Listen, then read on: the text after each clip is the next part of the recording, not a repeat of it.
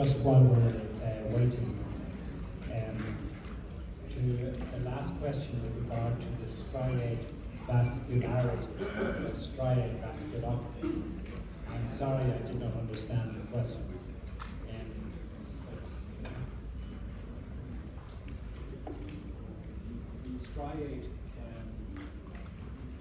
Striate vascularity, and I'll draw a diagram, it would be easier to explain. But the striate vascularity is abnormal in babies with agenesis of the corpus callosum, whereas the striate vasculopathy refers to an abnormal vascular pattern that you get between the caudate nucleus and the thalamic nucleus, the caudothalamic groove in that region. You get these striate hyperechogenicities. Does that answer your question? Because I think you were asking about that. And yes, that is a marker for CMV infection. It tends to be, though, more a marker that is seen in the neonatal period rather than in the prenatal period. I just want to see if I can just get out of this presentation for a second now. We change the page as well. Yeah. So I always think drawing a diagram, it says 100 words. But when you look at the corpus callosum, you see the rostrum, geno, body, and the splenium. And when you look at this on color Doppler examination, you may find that looking around the vessel that goes around this and gives off branches, that this is a normal appearance, but it may become abnormal in babies who've got agenesis of the corpus callosum. And this is referred to as a striate appearance, because it looks like a sunburst, sometimes called. And if it's a partial agenesis, you may have a normal vessel to here, and then a striate pattern of the pericallosal artery. And that is a marker of partial agenesis. Then there is a condition called a striate vasculopathy. So in the striate vasculopathy, that is a condition that you get in CMV. And I spoke about examples of what you can get with CMV. And when you look at a section, that I showed you a sagittal section, when you take down onto the nose, the lips and the chin, when you take a sagittal section of the fetal brain and you go slightly parasagittal, I showed you the lateral ventricle coming in, and then I showed you the caudate nucleus, and then I showed you the thalamus. So this is the caudate and this is the thalamus. When you go parasagittal, and when you look at this region here, this is the watershed between these two where vascular events may occur. But in cytomegalovirus, you can get these strands that go up between these nuclei, and this is referred to as a vasculopathy. But we don't see this very commonly prenatally. You see it postnatally. And be careful, because if it's the only finding, there's nothing else, maybe a normal variation. What's far more common is when you look at this region, when you look parasagittal between the caudate and the thalamus, is you see punctate calcification. And I will show you an example. I will show you a slide that shows you all the features that you need to look at for cytomegalovirus infection, because it's one of the most common infections and one of the common problems that we are faced with. Most commonly it's mild ventricular megaly. But if you look at, if I show you these three slides, if you bring up other things that you need to look for. So that was the first thing just to mention. And then just following on from Trin Huang's talk, just an excellent talk that she just gave, is it's just very interesting to hear your figures on the value of exome sequencing in babies with brain malformation. And it makes the point that it is so important to make a diagnosis of these abnormalities as early as possible in the pregnancy, because exome sequencing becomes so important.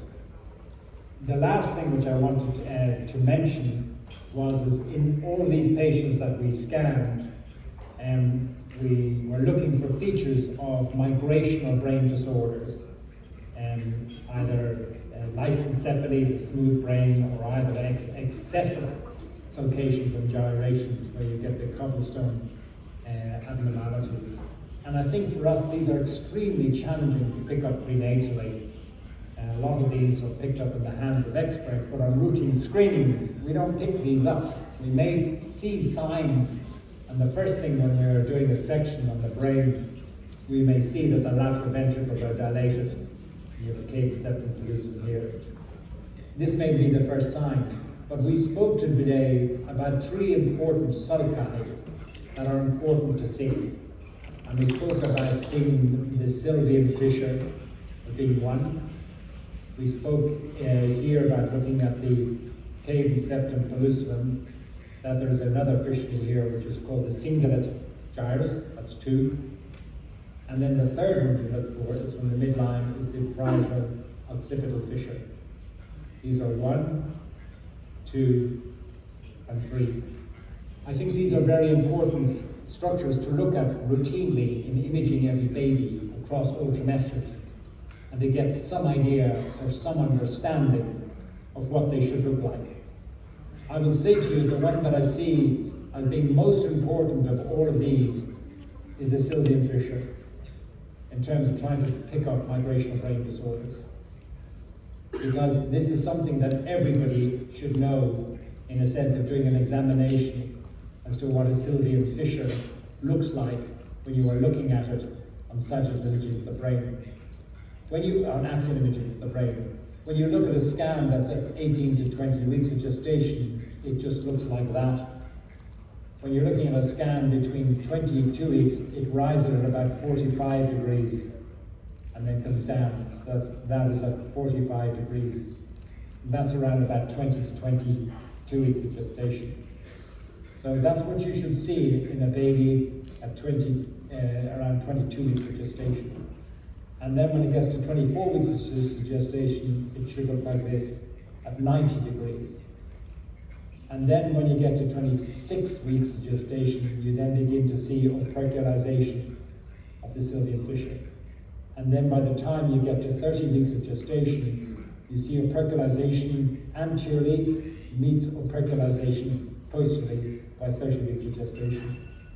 It's very important to have in your department a picture on the wall that shows you the changes in the Sylvian fissure that occurs over gestation. And I'll try and bring the picture up for you to take on your iPhone or your phone, so you have a picture in your mind of what the changes of the Sylvian fissure, because it's a very useful way of picking up migrational brain disorders. That's after the strongest one we see is ventriculomegaly, number 1. Number 2, look at the Sylvian fissure. Number 3, look at the cingulate, and then look at the parietal occipital. And then number 4, as Trim mentioned, you need to look for microcephaly or macrocephaly. And then you need to look at particularly a vaginal scan, where you can see any evidence in the changes of the fissures more superficially, or if you see nodularity within the lateral ventricles, which can be extremely subtle, or an increase in the extra-axial space. These are the main clues of these migrational brain disorders, but they are extremely challenging. So there's just some quick, practical tips for you in routine screening of the fetal brain regarding these abnormalities. It is not a comprehensive coverage, it's just some quick notes that is in my head that I wanted to share with you. I'm sorry I got distracted, because I'm actually talking about spinal bifida. So let's talk about screening and diagnosis of spinal bifida. And if you look at screening and diagnosis of spinal bifida, there has been so much published over the last 20 years on this subject, and it is so confusing. And what I want to do today is to make it simple and something that you can use to go to work tomorrow morning when you go to screen your patients. And I think the reason why it's been so difficult is because we've been looking in the wrong area. And let me explain to you what I mean by this. So my talk is divided into an introduction, What are the sagittal markers, the axial markers, and then direct imaging of the spine. You'll pick up about 30% of babies with spinal bifida by simply looking at the spine, straight up. And then I'll talk about differential diagnosis, and then I'll finish up with a conclusion. So spina bifida is a condition in which you may have a bubble, which is the meningomyelocele, or the more challenging types, because this is just like an ulcer in the skin. Extremely difficult to pick. That's about 15 to 20%. These are about 75 to 80%, the meningomyelocele. These are about 10 to 15%. And these are the ones that we miss. And then there's closed spina bifida, which is a small percentage. These are uncommon in the first semester. If you say, Simon, how do you pick up spina bifida at 20 weeks? Or I ask you the question, how do you pick spina bifida at 20 weeks? I know what you are going to say.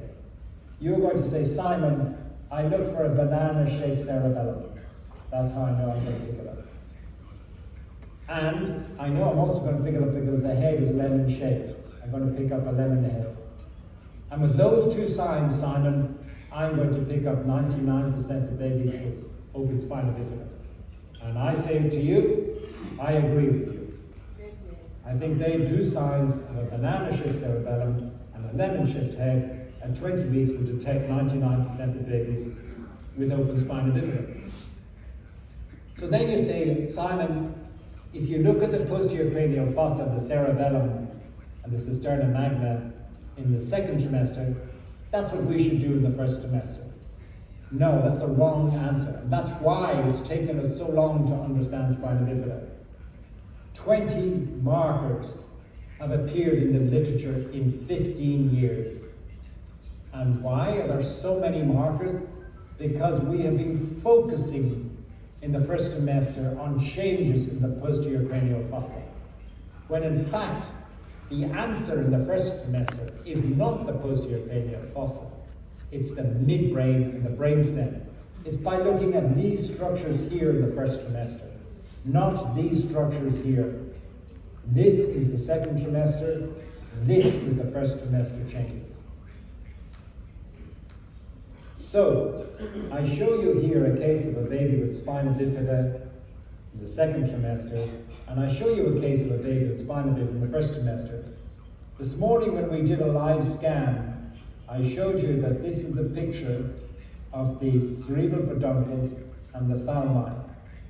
And this is a normal appearance. And I said we measure the distance between the aqueduct and the occipital bone, and it should be more than 2.5 millimeters. But look at this baby's brain, where he's got the thalamus, and it's the midbrain that's shifted.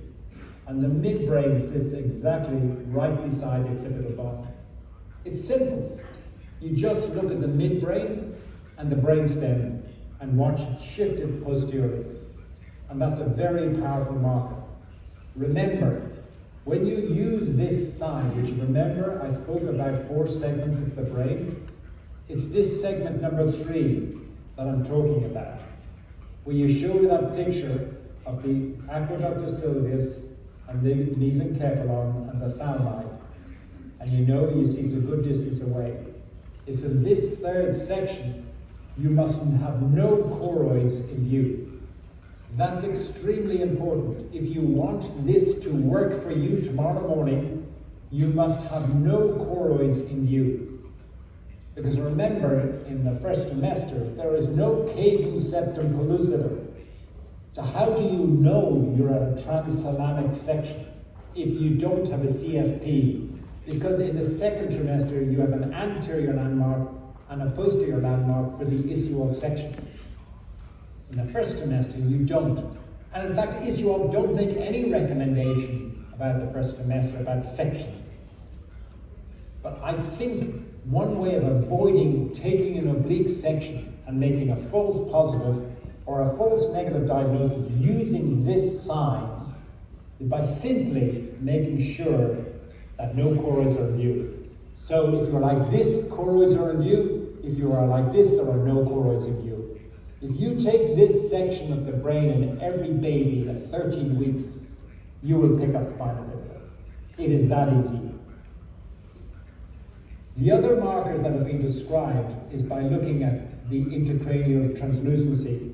And if you look at this baby here, this baby has got spina bifida. And what you're looking at is this fluid-filled space here, the fourth ventricle, the IT, is small.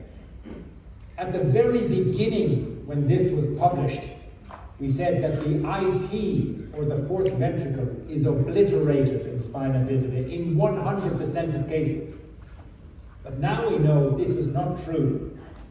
It's obliterated in 20% of cases. And therefore, we have to realize that the posterior cranial fossa is not the answer. The answer is the brainstem. Now we realize that in fact the most important measurement is this measurement here, is the distance between the brainstem, which is this first black fluid-filled space, the distance between the posterior board of the brainstem and the inner board of the occipital bone. But this is a tiny space to be measuring. It's a tiny, tiny structure.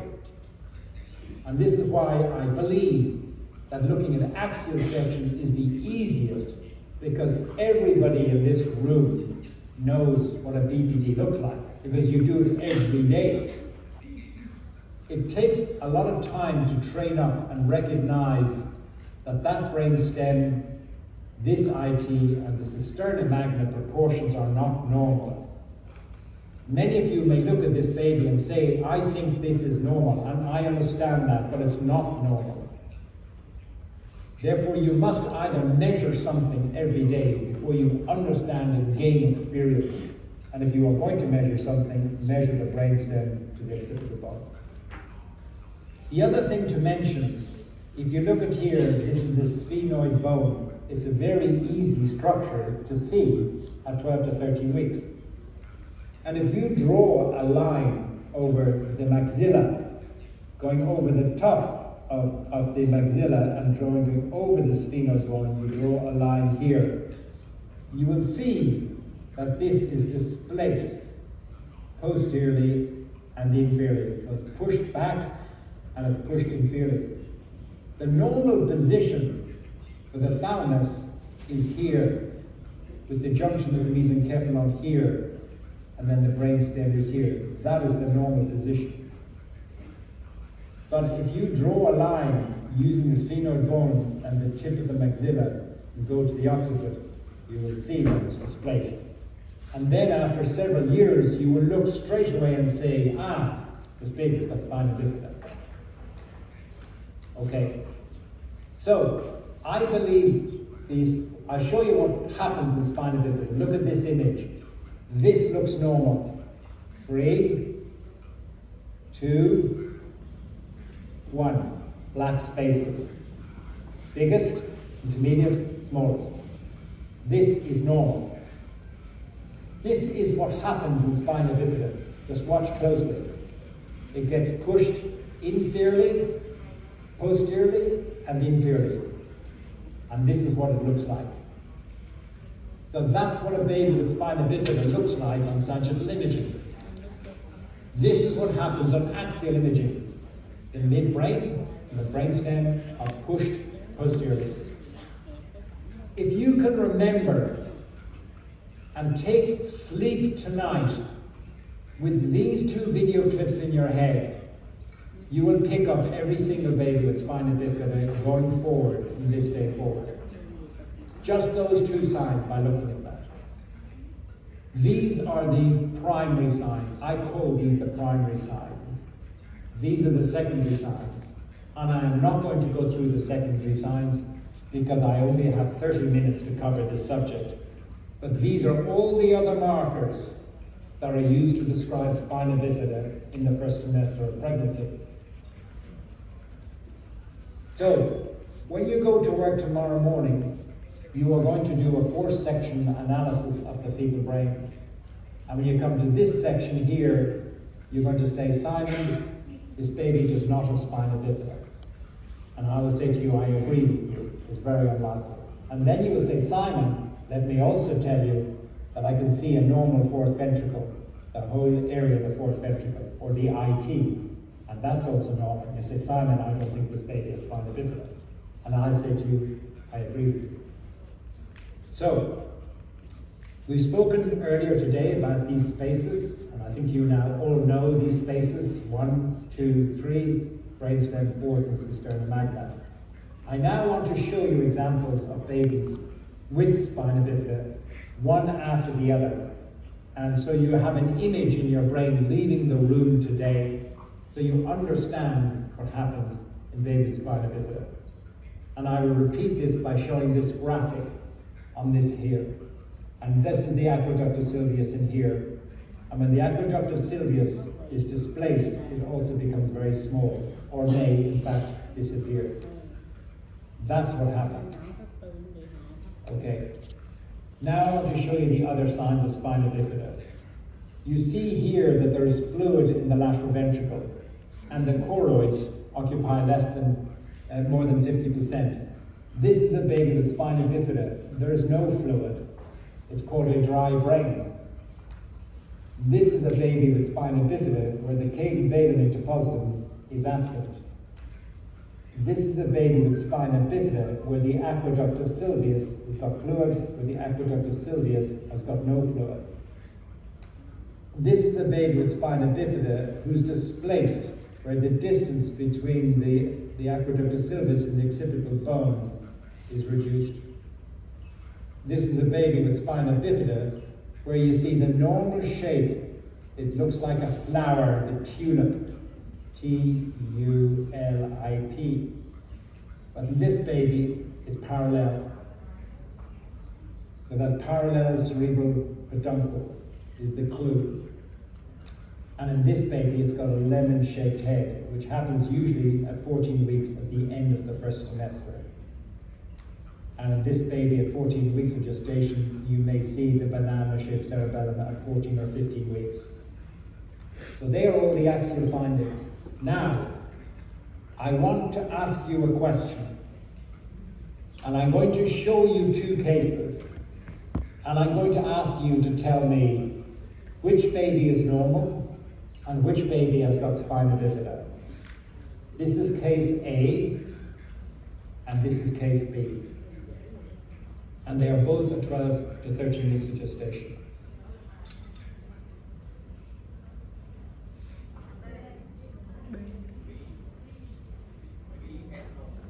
Hands up for case A is abnormal and has got spina bifida. Hands up that case B has got spina bifida. Yeah. So when you look at this baby's brain, you see the fluid here, but there's no fluid here. When you look at this baby's brain, when you look at the aqueduct of Sylvius, it's sitting right, it's parallel, and it's obliterated, and it's sitting right beside the occipital bone. This baby has got spina bifida, case B. Now we're going to do a 4-quadrant section in 2 cases, and I'm going to ask you on 4 quadrants which baby has got spina bifida. Case A or case B. Section 1, midline falx. Section 2, Section 3, Section 4.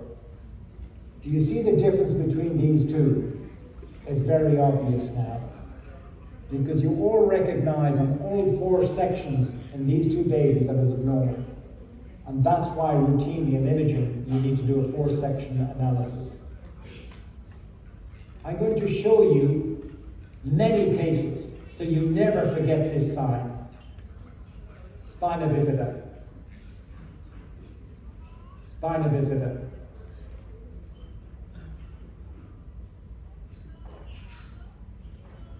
Spina bifida. Spina bifida. Spina bifida. Spina bifida. Spina bifida. Spina bifida. Spina bifida. Spina bifida. Spina bifida. Spina bifida. All of these cases, by looking at a BPD, you can make this diagnosis at 12 or 13 weeks of gestation. Next page, 12 more cases, spina bifida, spina bifida. In all of these cases, when you look at an axial section through the fetal brain on 24 cases of spina bifida in the first trimester of pregnancy, you will find in all of these you will become instant, as long as when you do a BPD that you do not include the choroids. Number two, that you do not do your first trimester scan at 10 weeks, because every baby at 10 weeks looks like spina bifida, because the midbrain sits right beside the skull at 10 weeks in every baby. And 11 weeks, it's too risky. You're too likely to make a false positive call. At 12 to 13 weeks, you will get it right. It is most accurate at 12 to 13 weeks of gestation, which is exactly the gestation that we do in an anatomy scan. Now I show you two babies side by side, and I ask you which baby has got spina bifida? The one on the left or the one on the right? They both have spina bifida, because they are both the same baby. But you see in this one here that the brain stem is enlarged and the intracranial translucency is reduced, and there's only 2 black spaces, not 3. But I recognize that straight away, because when I draw a line through the sphenoid bone, which is here, and I take the tip of the maxilla and I take the occiput and I draw a line over this point here, I see that this is displaced posteriorly and inferiorly. I see that because I've been scanning for 30 years. But there are many of you in the room today who have been scanning for 3 years, or 4 years, or 1 year. It is very difficult to appreciate in sagittal. It takes time to learn on sagittal imaging, but it's very quick to learn axial imaging. I am not saying that one is better than the other. I'm saying you need to do both. Which baby has got spina bifida? Left or right? Both. But the same baby. So you can appreciate when you look, you can actually see there's no fluid in the fourth ventricle. You can actually see at the very end almost a banana-shaped cerebellum. And when you look on here, on this image here, you can appreciate that the brain stem is enlarged, intracranial translucency, sternum-magna, but it is so difficult to appreciate that. Here's your sphenoid bone, here's your maxilla, and you draw a line over the top of it, and you see that the junction between the thalamus and the mesencephalon is below this line. Okay, that's just the maxillo-occipital line, which we published in 2018. So above is normal, and below is spina bifida. Okay, I think that's enough of that. Okay, I'm going to go straight to examining the fetal spine. 30% of babies with spina bifida, you don't need to look at the brain because you can see them on the spine. Big cystic lesions. About 75 to 80% of babies with spina bifida you will pick because you see separation of the transverse processes. And in a surface rendered image, you can see a lesion on the base of the spine in a baby of 13 weeks of gestation.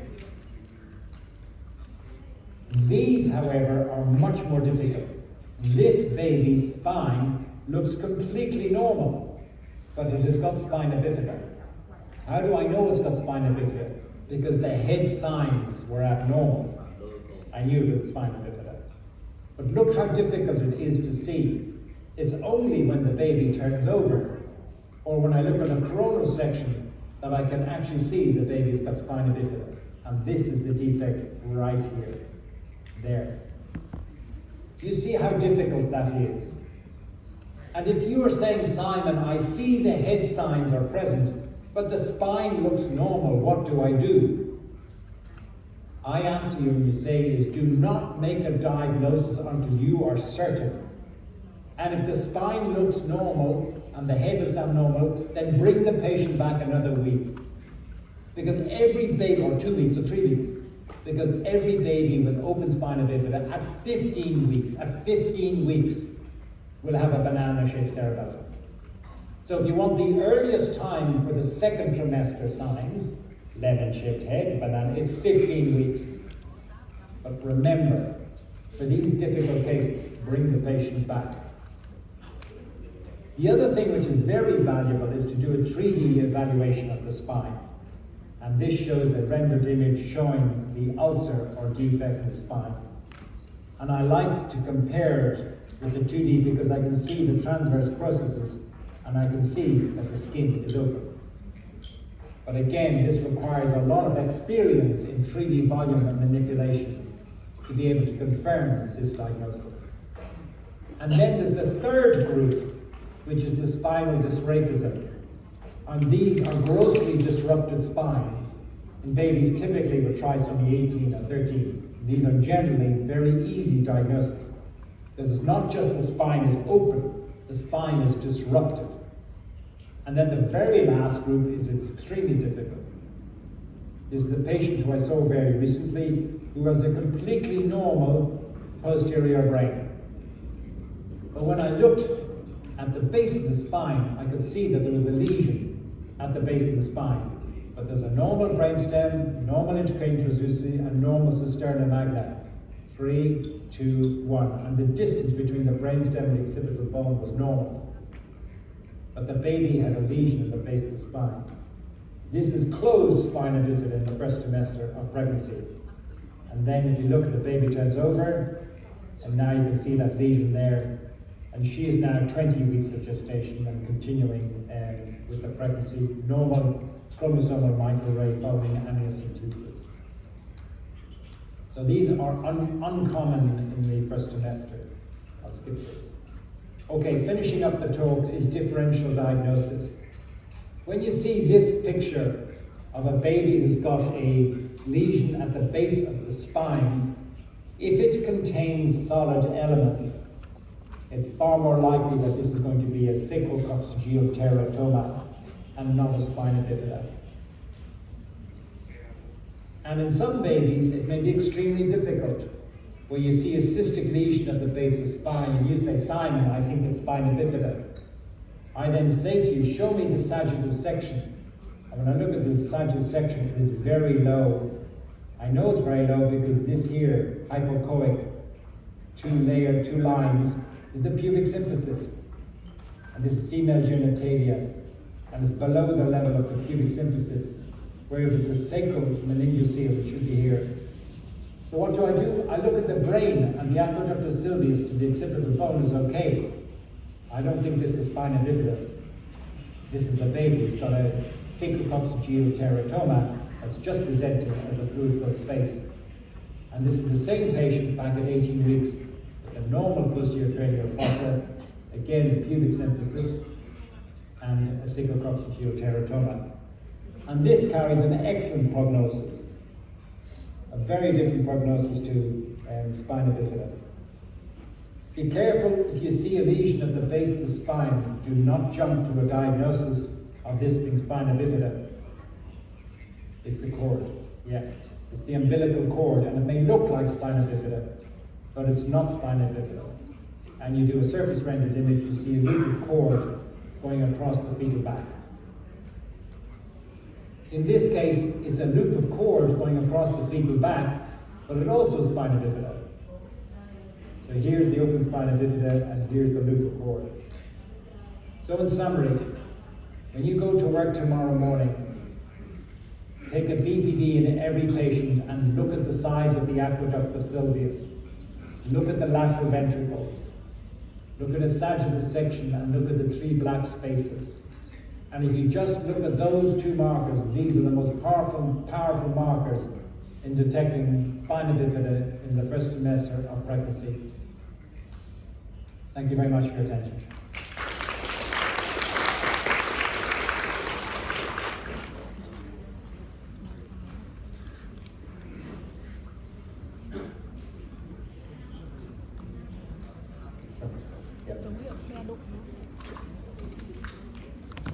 I'm going to move to the last talk.